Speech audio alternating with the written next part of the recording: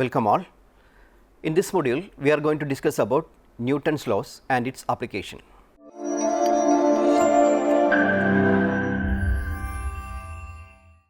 Newton's law is a fundamental law in mechanics. The method and the application is also quite simple compared to the other techniques in mechanics. Okay. So, let us start with the statement. First law, we have done already in your elementary classes. The first law states that in the absence of an external force, every body continue its states of rest or state of uniform translatory motion. That is, to start the motion, if the body is initially at rest, we need an external force, and if the body is moving, to stop the motion or to decrease the speed or velocity, we need an external force, right. For example, if you have a block or a body here, if the body is at rest, to start the motion of this block, we need to apply a force, right. In the absence of this force, the body will continue its state of rest. If the body is moving with some velocity v, to increase the speed or to stop the motion or to decrease the speed or velocity, we need to apply an opposite force or an external force, right. And if you want to change the direction of motion, then also additional external force is required. Or in the absence of this external force, every body continues a state of rest or state of uniform translatory motion. That is what is first law. Then second law states that the external resultant force acting on a body will be proportional to the rate of change of its momentum. That is, F proportional to dP by dt. P is the momentum, dP by dt, that is rate of change of momentum. So, the external force acting on a body will be proportional to the rate of change of momentum. Okay. We will discuss this law in detail. Then third law states that for every action there will be an equal and opposite reaction. For every action there will be an equal and opposite reaction. We know even though this action and reactions are equal and opposite, they never cancel each other, because action and reactions are acting on two different bodies. Okay. So, let us discuss this second law. This is actually the actual law or real law of motion. First and third can be derived from second law. Okay. So, we need to know more about this second law. See, first of all, what is force? We can say that it is a push or pull which changes or tends to change the state of a body, right. It is a push or pull which changes or tends to change the state of a body. If the force is sufficient, then it will change the state, right, or it will have a tendency to change the state. Okay. So, according to second law, F proportional to dP by dt, external, where F is the external resultant force acting on this body. See, we can write F equal to a constant into dP by dt, where K is a constant of proportionality. In this case, the value of K is 1, K equal to 1. So, we can write F equal to dP by dt, dP by dt. What is P? Momentum. It is mass into velocity, right, the product of mass and velocity, that is what is momentum. So, P equal to mv. So, if you apply that, we will get F external equal to d by dt of mv, d by dt of mv. So, this will be equal to what? M dV by dt plus V dm by dt. m dv by dt plus v dm by dt. Now, if you consider, see, if the mass of the body is constant, then the rate of change of mass with respect to time dm by dt will be 0, right. That is, if m is constant, then dm by dt will be 0, right. So, we can write f equal to m dv by dt, right. Only the first term exists, second term will vanish because mass is constant. It is not always, mass will not be constant always, right, but I am considering a special case, that is mass is constant. If mass is constant, then dm by dt or rate of change of mass with respect to time will be 0. So, the second term will vanish. So, only first term exists. So, f equal to m dv by dt. What is dv by dt? Rate of change of velocity, it is the acceleration, right. So, we can write f equal to m a, f equal to m a. So, external force acting on a body equal to mass of the body into acceleration. Okay. In the case of constant mass, we can write F external resultant force acting on a body equal to its mass into acceleration. Okay. So, this is what is second law, that is external force acting F equal to m a. For example, consider a body, a block on a table, assume that no other force is acting, it is free. Now, m is the mass of the body, take it as m equal to 10 kilogram, a force 50 Newton is acting on it. Now, how do we find the acceleration? A equal to f by m or f equal to m a. So, a equal to what? 50 by 10, that is 5 meter per second square, right, 5 meter per second square. So, that will be the acceleration of it, that is mass is constant, the block m is on a table, assume that no other force, okay, no friction or nothing, it is just lying on a table, a force F is acting on it. Now, the acceleration will be 50 by 10, that is 5 meter per second square. Okay.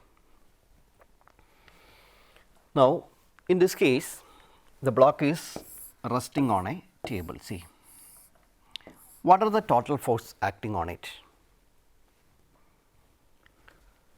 See, assume that this is at rest initially, no external force, we are not applying any force on it, it is just resting on a table, the table is on the ground. What are the forces acting on this block? See, the gravitational pull will be acting vertically downward, right, its value is mg, right, a gravitational pull mg will be acting on the body downward. Now, according to third law, see, for every action there will be an equal and opposite reaction, right. The weight of the body is acting on this table. So, what will happen? The table will apply an opposite force on the block, because the block is acting a force mg on the table, that is action. So, definitely the table should apply an opposite force on the source, that is the block, and the direction should be opposite direction of the mg, that is upward. And what about the magnitude of it? Equal, right, because it is equal and opposite reaction. So, definitely a force will be acting on the block by the table and its direction is upward. That is what is called normal reaction. This is a normal reaction acting on the block by the table. Okay. It is normal to the surface, normal to the point of contact or normal to the surface here. See, this is a horizontal, so block is on the horizontal surface, right, that is on the table. So, definitely the force, the opposite force, that is the reactional force on the block will be vertically upward. That is what is called what? Normal reaction. Okay. For example, assume that we have a block of mass m equal to 10 kilogram on a table. Assume that g equal to 10. G is 9.8, but round it to 10. Now, the downward weight or the force acting on the block by the earth or gravity, how much due to gravity, how much force will be acting on the block? It is mg, right? That is 10 into 10, that is 100 Newton. So, 100 Newton, that will be the force acting on the table, sorry, force acting on the block by the gravity or by the ground or earth. The block will apply equal force on what? The table, right? So, the action on the table by the block is same. How much? 100 Newton. So, definitely the table will apply a normal reaction, an opposite force upward, and we know these are equal in magnitude, right. So, magnitude of normal reaction should be equal to what? Magnitude should be equal to mg, right. So, how much? Same 100 Newton itself.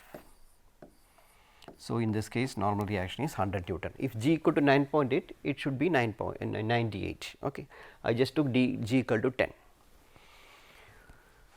So, the normal reaction, the reactional force acting on the block by the table is how much? 100 Newton. Okay. Another example.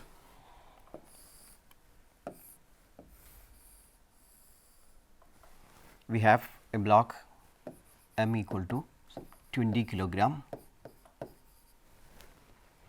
a book or a block of mass 20 kilogram. It is on a table. Now, we are applying an additional force F equal to 50 Newton downward.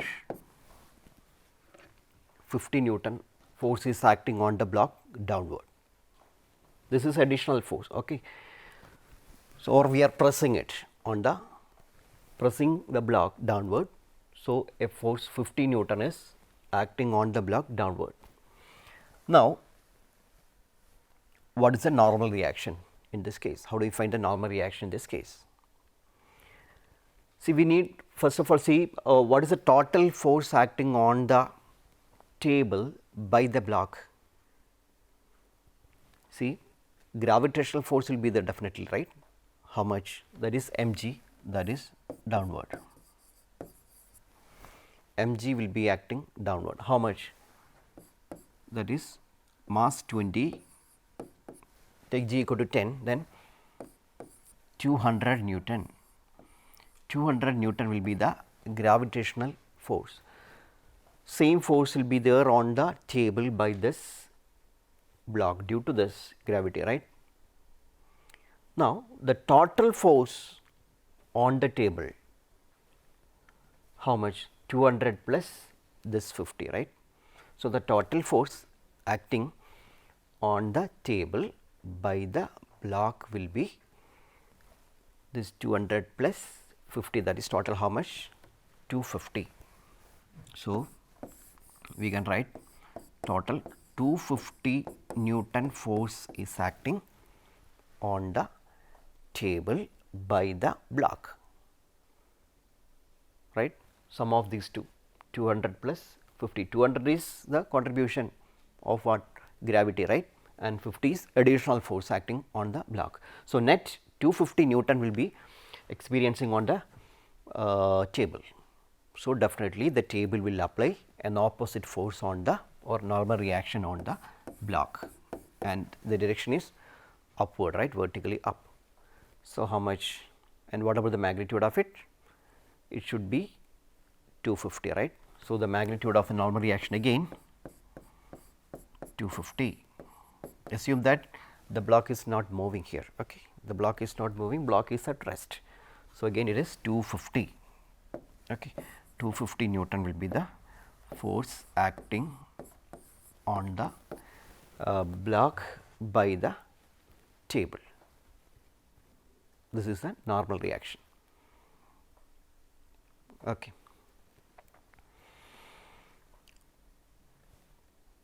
And the direction of the normal reaction is always perpendicular to the surface. Okay. Here the block is on the table and the table is horizontally, table surface is horizontal. So, the direction of the normal reaction is vertically up and the magnitude is same as that of the force acting on the table by the block, action and reaction. Okay. Let us move on to the contact force between two blocks.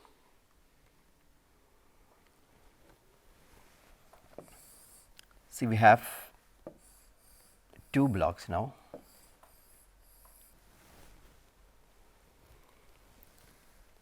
Now, we are applying a force F in this direction.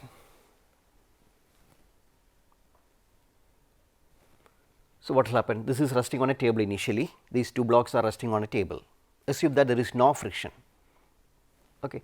So, an additional force F is acting. This is M1, this is M2. What will happen? These two blocks will move in this direction, right? These two will move together, right? Due to this external force F, these two blocks move towards right together with some acceleration, depends on the magnitude of the applied force. Now, the force, external force on this block M1 is F, right. Now, what will happen? M1 will push this M2, right. So, because of that push, this M2 moves, right. So, M1 pushes this M2 and they move together. So, there will be a force between the two blocks, right. There will be a force between the two blocks. So, M1 pushes this M2 towards right. See, that is action, we can treat them as this, that force as a action by this M1. Now, definitely what will happen? There will be a reaction, right. So, M2 will apply equal and opposite force on M1, that will be in this direction. See, M1 apply a force on M2 and M2 will apply equal and opposite reaction on this M1. So, there will be a contact force, we can say that is C, that is a contact force between the two blocks. See, I repeat, we have two blocks M1 and M2 resting on a smooth table, there is no friction. Okay. Now, a force F is acting on this block M1 horizontally in this direction. We know these two blocks move together towards right, okay, with some acceleration, right, that depends on the mass and the applied force. Now, the motion of this M1 is due to the applied force F, but what about M2? We are not applying force directly on M2, right, but M2 also move, that is because of the push applied by this M1, that is towards right. So, that is action on the body M2 by the mass M1.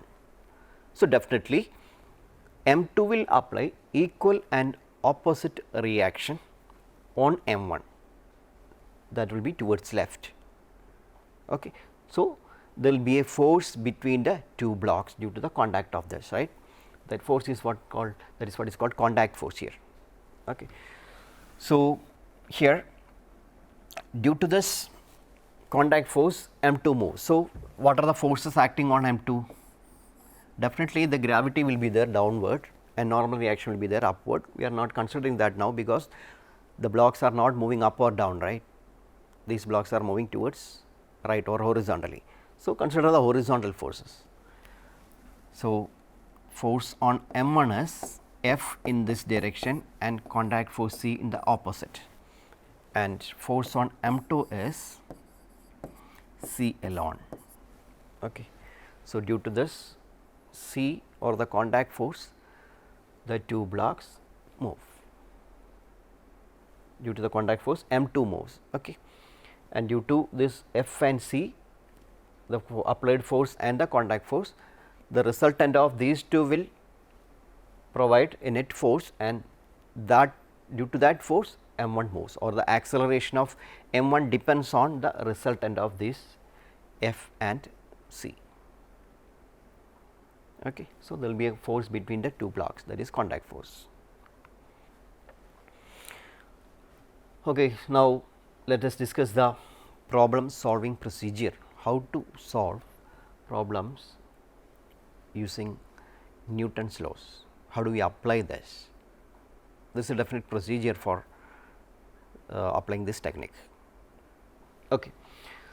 So, first of all, we need to know free body diagram. Free body diagram. Free body diagram shows the body and forces acting on the body. The body, we consider this body as a point mass, and we identify the forces acting on it. Okay. In this diagram, we draw the body and forces acting on the body. So, the body and forces acting on the body, that together is called what? Free body diagram. This is the first step. So, for that we need to identify the forces acting on it. Already we gave some examples. Okay. Let us discuss in detail.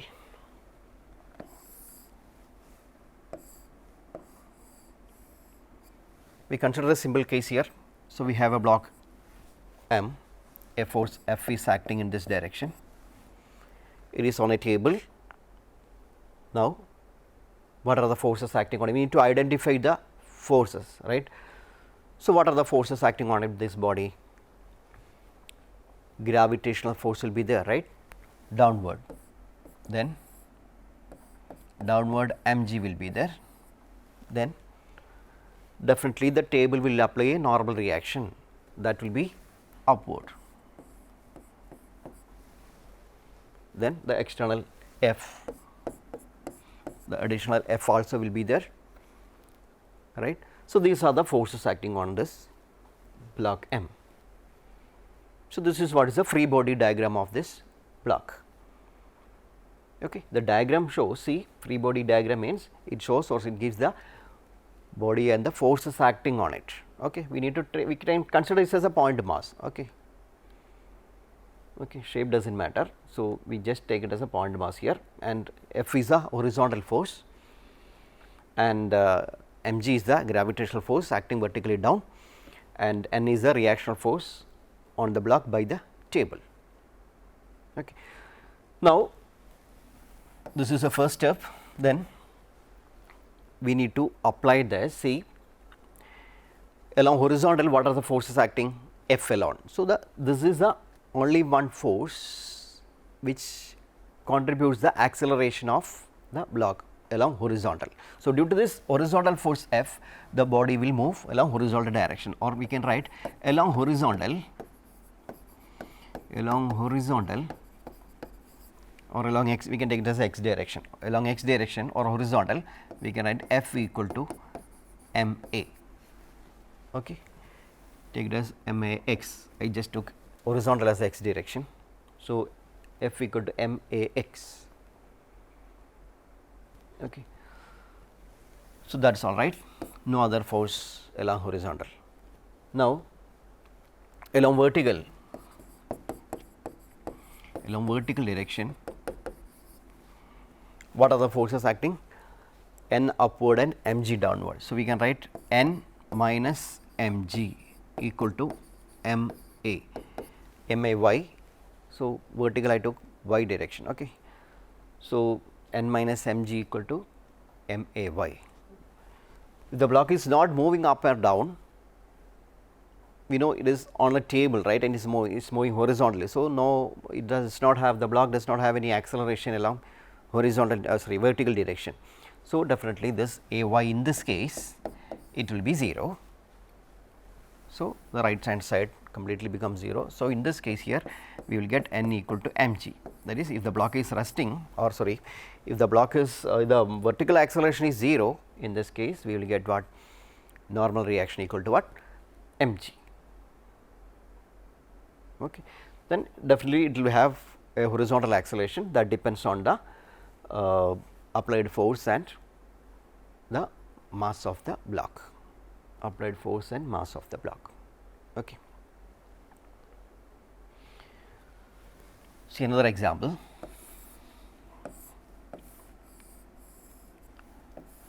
Here we have two blocks M1, M2. A force F is acting horizontally. Here there will be contact force between the two, right, that we discussed already. A contact force will develop between the two blocks. So, the contact force, due to that force the block M2 moves towards right and the C will be on the block M1 towards left. If it is on the table, if the two blocks are on the table, then definitely downward mg and upward normal reaction will be there. Now, draw the free body diagram of M1, free body diagram of M1. What are the forces acting? F towards right, C towards left. Definitely mg or M1g will be there towards down, and normal reaction, take it as N1 because you have two blocks now. So, take it as N1 and N2. Now, N1 will be there acting up. Okay. Now, along horizontal, so what is the expression? Net force is how much? F minus C, right? F towards right and C towards left. So, F minus C equal to M1 A along horizontal, M1 A x. Then what about the vertical? This is along horizontal. So, along vertical direction we will get N1 minus M1g equal to M1a y. So, if there is no vertical motion or there is no vertical acceleration, we can write the right RHS or M1 ay or ay equal to 0. So, right hand side becomes 0. So, the second equation becomes N1 equal to M1g. Okay. This is what is, this is the free body diagram of the first, and this is the force equation for the first block. Now, we will get, now we can write free body diagram, see free body diagram of M2. So, what are the forces? M2g downward, N1 upward, C towards right. See, the contact force is towards right. Okay. So, along horizontal we can write C equal to M2 A x along horizontal x direction. So, C equal to M2 A x. The one and only force acting on the block M2 is C, right. So, that is why C equal to M2 A x. Here we have F minus C, here C alone. What about the vertical direction? N2, sorry, not N1, it is M2.